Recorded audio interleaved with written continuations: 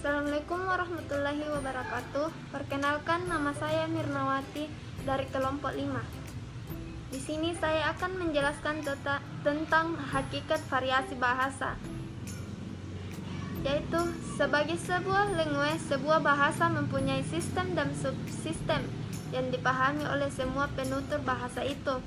Namun, karena penutur bahasa tersebut mereka berada dalam masyarakat tutur tidak merupakan manusia yang homogen, maka wujud bahasa yang konkret yang disebut parole menjadi tidak seragam.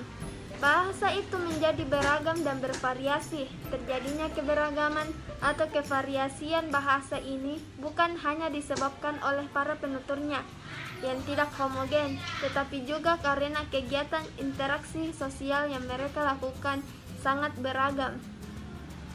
2. Yaitu klarifikasi variasi bahasa.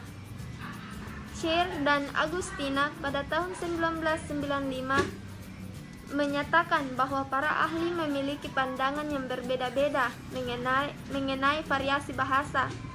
Hartman dan Strock dalam Scheer dan Agustina pada tahun 1995 membedakan variasi bahasa berdasarkan kriteria, latar belakang geografi dan sosial penutur, medium yang digunakan, dan pokok pembicaraan.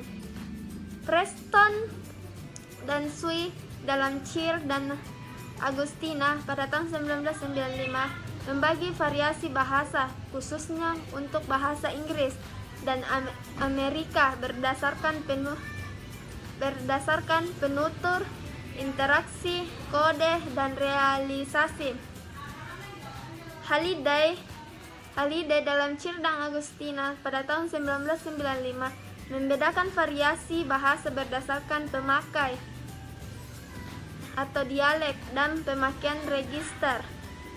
Sementara itu, MC David dalam Scheer dan Agustina pada tahun 1995 membagi variasi bahasa berdasarkan dimensi regional, dimensi sosial, dan dimensi temporal. Sementara itu, Abdul Scheer dan Agustina mengklarifikasi variasi bahasa sebagai berikut. Yang pertama yaitu variasi bahasa dari segi penutur. Pertama, ideolek merupakan variasi bahasa yang bersifat perorangan. Setiap orang mempunyai ideolek masing-masing. Ideolek ini berkenaan dengan warna, suara, pilihan kata, gaya bahasa, susunan kalimat, dan sebagainya. Yang paling dominan adalah warna suara. Kita dapat mengenali suara seseorang yang kita kenal hanya dengan mendengar suara tersebut. Ideolek melalui karya tulis pun juga bisa, tetapi di sini yang membedakannya agak sulit. B. Variasi dari segi pemakaian. Variasi bahasa berkenaan dengan penggunanya, pemakaian atau fungsinya disebut fungsiolek, ragam atau register.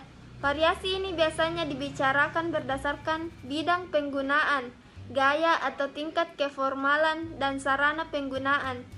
Variasi bahasa berdasarkan bidang pemakaian ini adalah menyangkut bahasa itu digunakan untuk keperluan atau bidang apa. Misalnya, bidang sastra, jurnalistik, pertanian, militer, pelayaran, pendidikan, dan sebagainya. C. Variasi dari segi keformalan. Menurut Martin Joos, variasi bahasa dibagi menjadi 5 macam gaya. 5 macam gaya ragam, yaitu ragam beku, frozen, ragam resmi, formal, ragam usaha, konsultatif, ragam santai, casual, ragam akrab, intimate. Ragam beku adalah variasi bahasa yang paling formal yang digunakan dalam situasi khidmat dan upacara resmi, misalnya dalam khutbah, undang-undang, akte notaris, sumpah, dan sebagainya. Ragam resmi adalah variasi bahasa yang digunakan dalam pidato kenegaraan, rapat dinas, ceramah, buku pelajaran, dan sebagainya. Ragam usaha adalah variasi bahasa yang lazim digunakan pembicara. Assalamualaikum warahmatullahi wabarakatuh. Perkenalkan, nama saya Mulyati. Saya ingin melanjutkan pemaparan dari teman saya, yaitu ragam santai adalah variasi bahasa yang digunakan dalam situasi tidak resmi untuk berbincang-bincang dengan keluarga atau teman pada waktu istirahat, berolahraga, berrekreasi, dan sebagainya. Ragam akrab adalah variasi bahasa yang biasa digunakan oleh para penutur yang hubungannya sudah akrab seperti antar anggota keluarga atau teman karib. Selanjutnya variasi dari segi sarana. Variasi bahasa dapat pula dilihat dari segi jalur yang digunakan. Dalam hal ini ada ragam lisan dan ragam tulisan, atau juga ragam dalam berbahasa dengan menggunakan sarana atau alat tertentu, yakni dalam bertelepon atau bertelegraf. Selanjutnya jenis-jenis bahasa. Yang pertama, bahasa lisan, yaitu sesuatu komunikasi antar manusia untuk mengutarakan maksudnya melalui kata-kata yang terucap dari lisan atau mulut. Contohnya saat berbicara kepada seseorang.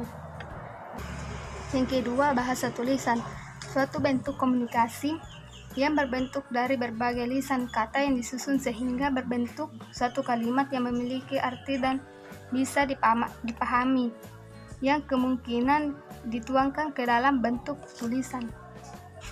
Yang ketiga, bahasa isyarat, suatu bentuk komunikasi yang menggunakan anggota tubuh seperti tangan dan gerak bibir. Bahasa isyarat biasanya digunakan kaum tunarungu. Mereka mengkombinasikan antara gerak tangan, gerak bibir, dan ekspresi tangan agar lawan berbicaranya bisa memahami apa yang dimaksud. Selanjutnya, bahasa batin, yaitu sesuatu interaksi mental secara langsung menggunakan isi hati kita. Bahasa batin tidak memerlukan sarang kata-kata seperti jenis bahasa yang lainnya. Istilah yang lebih mirip dengan komunikasi berbahasa batin yang itu telepati. Contohnya kekaguman.